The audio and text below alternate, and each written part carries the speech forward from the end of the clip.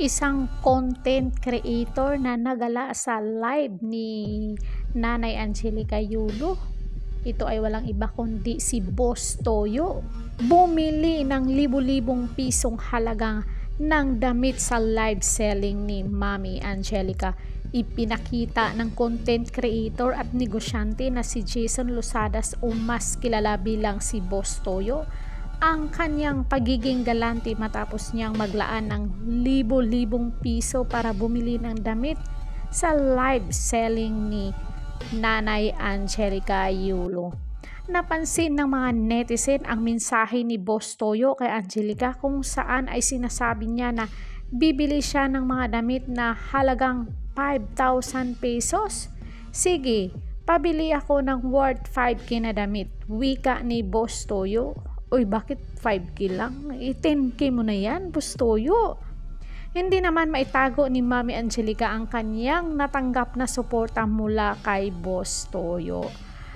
Syempre, isang content creator na sikat dito sa Pilipinas na may million followers at million subscribers sa YT.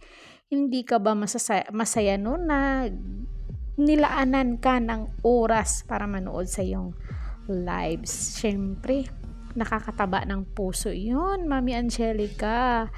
Congrats dahil napabili mo si Boss Toyo. So, magbasa tayo ng mga komento dito. Congratulations po. Yan ang maling desisyon ni Carlos. Hindi niya alam na mas lalong sumisikat si Mother dahil sa ginawa niya at yung mga taong tumutulong ay marunong tumanaw ng utang na loob sa mga magulang. Yes, alam mo Kaloy, kung nakinig ka lang sa mama mo, siguro hindi ka nababash ng ganyan ngayon. Sa opinion ko lang yan.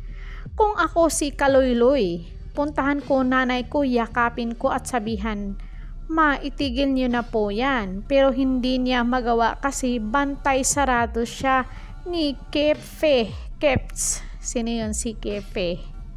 Siyempre, walang iba yun kundi si Kefe na mahilig magpakita ng kanyang Kefe.